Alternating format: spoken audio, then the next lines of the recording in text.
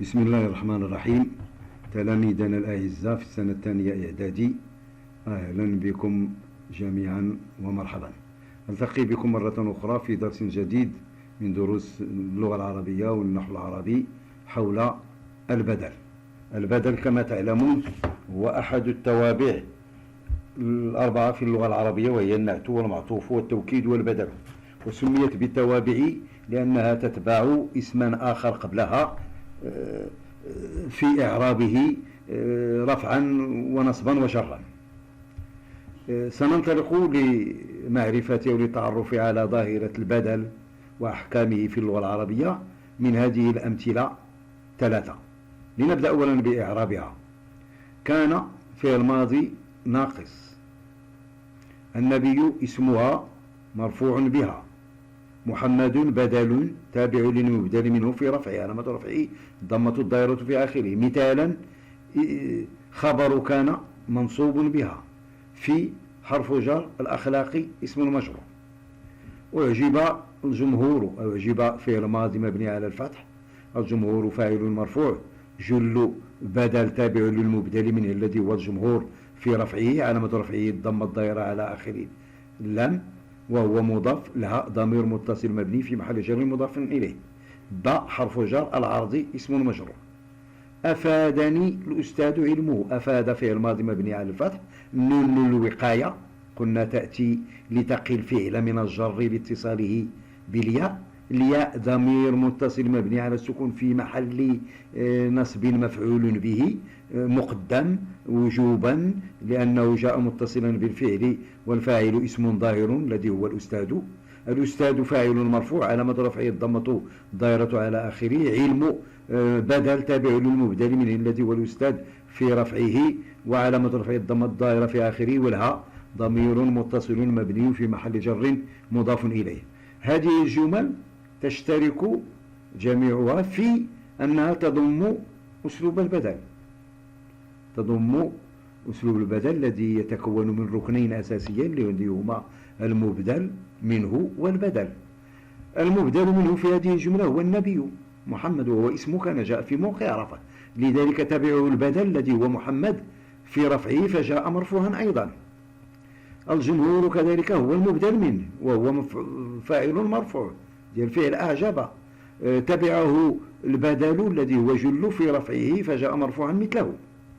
أفادني الأستاذ، الأستاذ كذلك فاعل لفعل أفاد وهو مبدل منه علم بدل.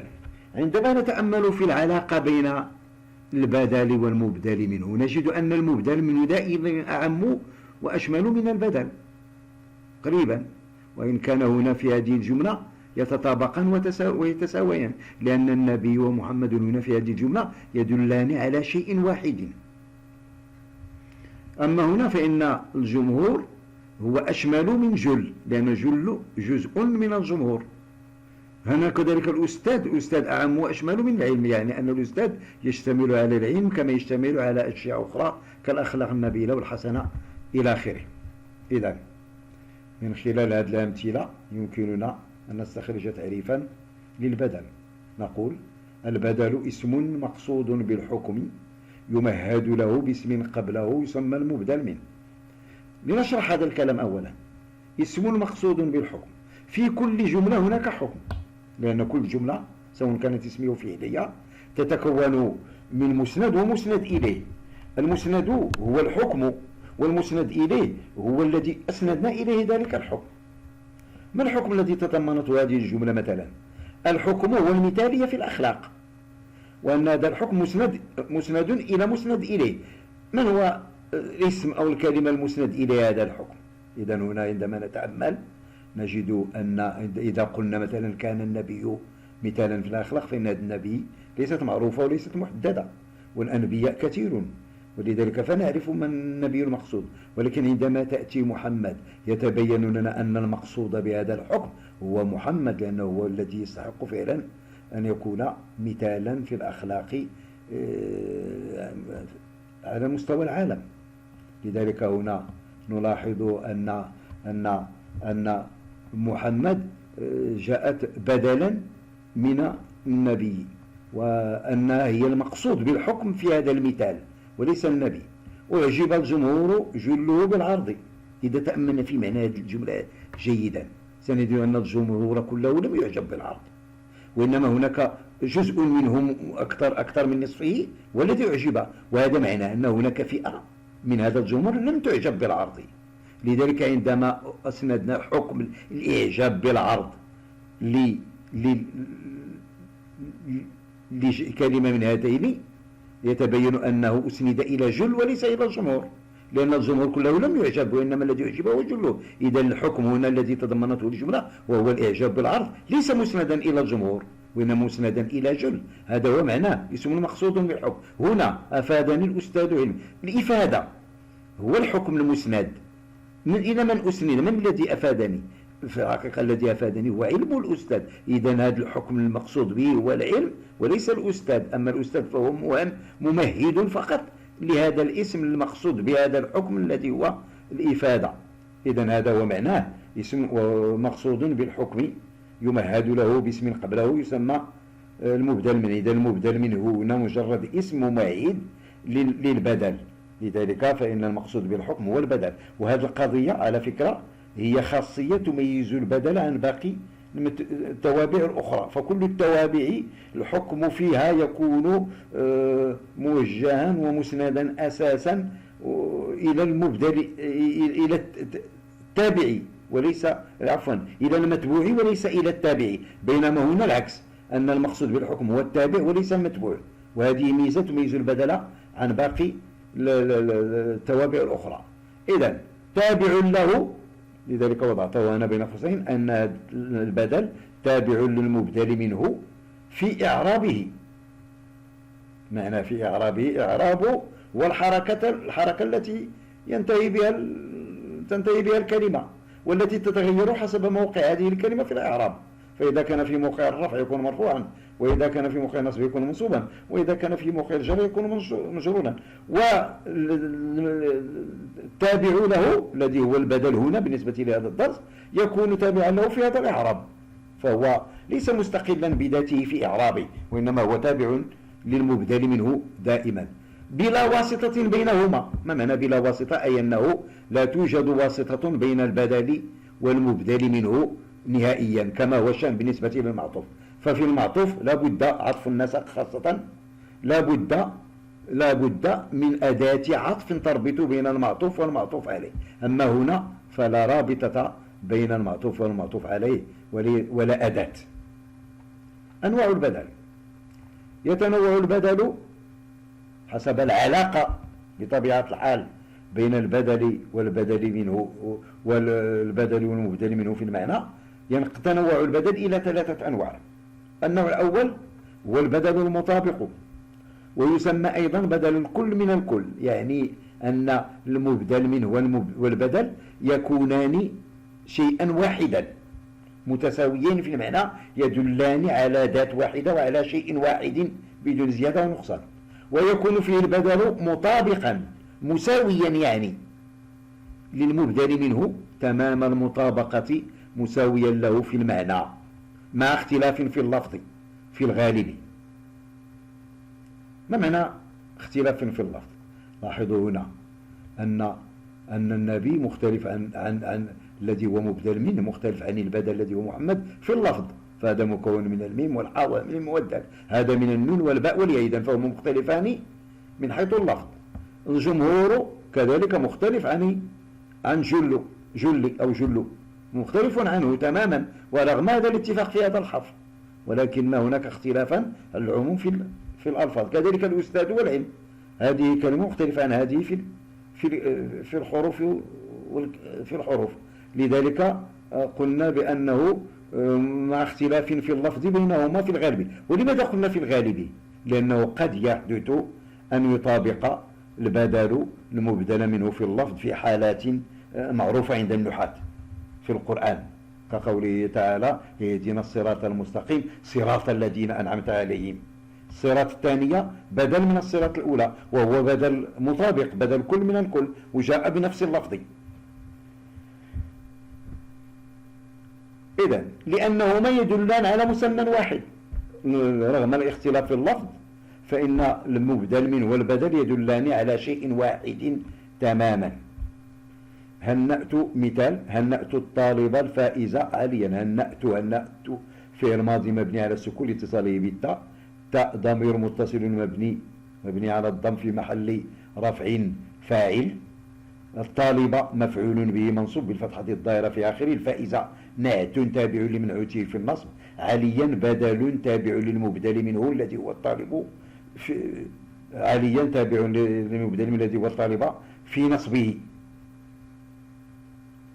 زرت جارك المريض خالدا.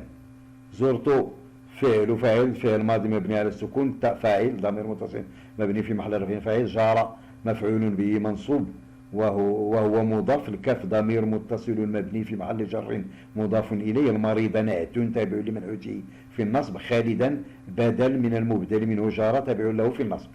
وإذا تأملنا هنا في العلاقة بين البدل والمبدل منه نجد أن البدل منهما يدلان على شيء واحد. فالطالب هو نفسه علي المقصود هنا تماما. وجار المقصود هو خالد، ونفسه جار وخالد يتساويان في المعنى لأنهم يدلان على شخص واحد. هذا هو معناه البدل المطابق أو بدل الكل من الكل، أن البدل والمبدل يتساويان في المعنى والدلالة على شيء واحد لا زيادة ولا نقصان فيه. النوع الثاني بدل البعض من الكل، بدل الجزء جزء من الكل، ويكون فيه البدل جزءا من المبدل منه.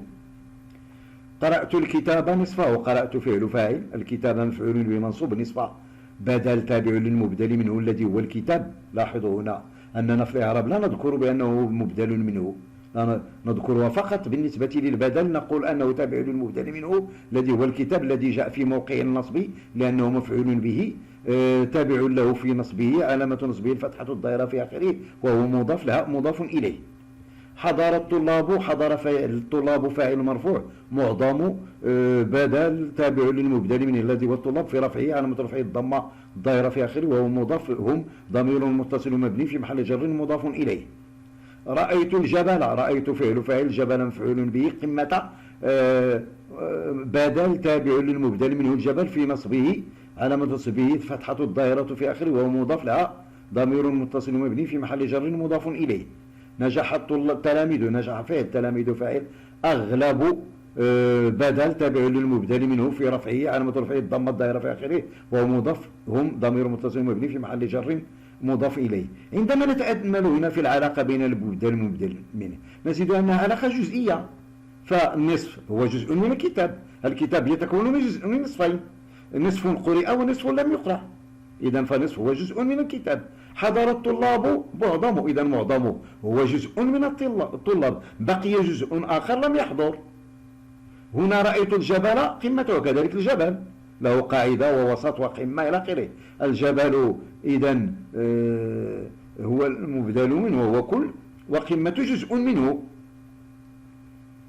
نجح التلاميذ أغلبهم، كذلك التلاميذ كل وأغلبه. إذا العلاقة هنا تكون علاقة جزئية، أي أن البدل يكون جزءا من المبدل منه الذي يكون كلا يشتمل على البدل وغيره. النوع الثالث بدل اشتمال، ويكون فيه البدل دالا على معنى من المعاني التي يشتمل عليها المبدل منه دون أن يكون جزءا منه. إذا فهنا هذا هو الفرق بين بدل الاشتمال وبدل البعض من الكل، أنه في بدل الاشتمال لا يكون البدل جزءا، وإنما يكون صفة من الصفات التي يشتمل عليها المبدل منه إضافة إلى غيرها من صفات أخرى، ولكنها ليست صفة جوهرية وأساسية لا بد منها لكي يوجد المبدل منه، كما هو الشأن بالنسبة لهنا للعلاقة بين المبدل والمبدل في بدل البعض من الكل. لا، وإنما هي صفة من الصفات العارضية الغير الثابتة التي لا تشكل جزءا ضروريا لوجود المبدل منه. أعجبتني الغابة هواؤها. فأعجبت هنا فعل ماضي مبني على السكون لاتصاله بالياء. نون الوقاية الياء ضمير متصل مبني في محل نصب مفعول به، جاء مقدما وجوبا لاتصاله بالفعل، والفاعل اسم ظاهر. الغابة فاعل مرفوع، هواء بدل تابع للمبدل منه في رفعه علامة رفعه الضمة وهو مضاف لها مضاف إليه. أعجبني الطالب اجتهاده، أعجبني كذلك عربناه هنا، الطالب فاعل مرفوع، اجتهاد بدل تابع للمبدل منه في رفعه علامة رفعه الضمة ضير في آخره وهو مضاف لها مضاف إليه. عندما نتأمل هنا في العلاقة بين الغابة والهواء، فالهواء ليس جزءا من الغابة، وإنما هو شيئا من بين أشياء كثيرة تشتمل عليها الغابة. الغابة تشتمل على الأشجار، على هواء نقي، تشتمل على طيور، على أو أنهار وجداول إلى غير ذلك. لذلك فالهواء ليس جزءا من الغابة، وإنما هي صفة من الصفات التي يشتمل عليها الغابة. أعجبني الطالب اجتهاده، كذلك هنا الطالب ليس جزءا ضروريا الاجتهاد ليس جزءا ضروريا للطالب لكي يكون موجودا، وإنما هي صفة من الصفات التي يشتمل عليها. قد يكون مجتهدا، قد يكون مشاغبا، قد يكون مهملا، قد يكون متخلقا، قد يكون إلى آخره إلى غير ذلك. إذن فالعلاقة إذن والفرق بين بدل اشتمال وبدل البعض من الكل هو أن البدل في البعض من الكل يكون جزءا جوهريا ضروريا للمبدل منه، بينما في بدل الاشتمال يكون مجرد صفة عرضية وليست جزءا من المبدل منه. إذن هذه هي الأنواع الثلاثة للبدل. ننهي درسنا هذا بالإشارة إلى بعض الإضافات. هناك إضافة بديهية لا داعي لتسجيلها هنا، وهي أن المبدل منه يعرب حسب مواقعه في الكلام، حسب المواقع الإعرابية التي يرد فيها، فقد يكون مبتدأ مرفوعا، وقد يكون نعتا تابعا لمنعوته في صفة من الصفات، قد يكون فاعلا، قد يكون مفعولا به منصوبا، قد يكون مجرورا بأحد حروف الجر. أما البدل فهو يتبعه في حركته الإعرابية التي يكتسبها من المواقع الإعرابية المختلفة التي يرد فيها في الكلام. إذن هذه شبه بديهية لا داعي لتسجيلها هنا. الإضافة الثانية هي يتميز البدل عن باقي التوابع بأنه مقصود بالحكم في الكلام، وقد أشرنا إلى ذلك. قلنا هذه هي الميزة التي يتميز بها البدل عن باقي التوابع الأخرى، فكل في التوابع الأخرى يكون المقصود بالحكم هو المتبوع وليس التابع، بينما هنا المقصود بالحكم هو التابع الذي هو البدل وليس المبدل منه. أما المبدل منه فيكون مجرد ممهد للبدل لكي يسند إليه الحكم الذي يتضمنه الكلام وتتضمنه الجملة. إذن إضافة أخرى: لا بد لبدل البعض وبدل الاشتمال من ضمير يربطهما بالبدل. لا بد، لا يمكن تصور جملة فيها بدل اشتمال أو بدل البعض من الكل بدون هذا الضمير. لاحظوا هنا: أعجبتني الغابة هواؤها.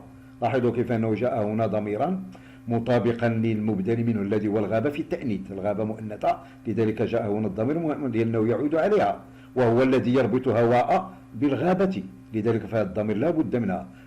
لا يمكن أن نقول أعجبتني الغابة هواء، لا يمكن. لذلك الضمير هذا لا بد منه، فهو الرابط الذي يربط البدل بالمبدل منه ويوضح ويبين علاقته به. أعجبني الطالب اجتهاده، كذلك هنا جاء هذا الضمير ليربط البدل بالمبدل منه الذي هو الطالب في هذه الجملة. بقيت إضافة أخرى، وهي أنه ليس شرطا أن يتطابق البدل والمبدل منه تعريفا وتنكيرا. بالنسبة للتطابق بين البدل والمبدل منه في التذكير والتأنيث والتثنية والجمع في كلام وفي نقاش كثير، لأنه حسب هذه الأنواع هناك أحكام مختلفة حسب الأنواع والحالات المختلفة للبدل. إذن ولكن بالنسبة للتذكير للتعريف والتنكير ليس ضروريا أن يكون البدل دائما مطابقا للمبدل منه في هذه الأمور. يمكن أن يكون البدل معرفة والمبدل منه معرفة، ويمكن أن يكون البدل نكيرة والمبدل منه معرفة إلى آخره. إذن التطابق هنا بينهما في هذين الأمرين تعريف وتنكير ليس شرطا ضروريا، وإنما الأمر مفتوح لاستعمال البدل والمبدل منه بأي شكل في هذا المجال.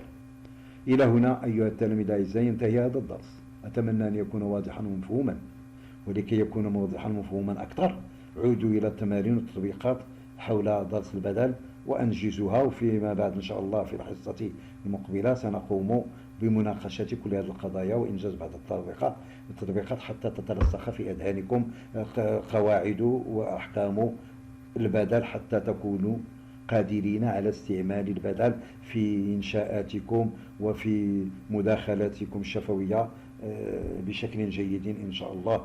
وإلى اللقاء في درس لاحق، وإلى اللقاء.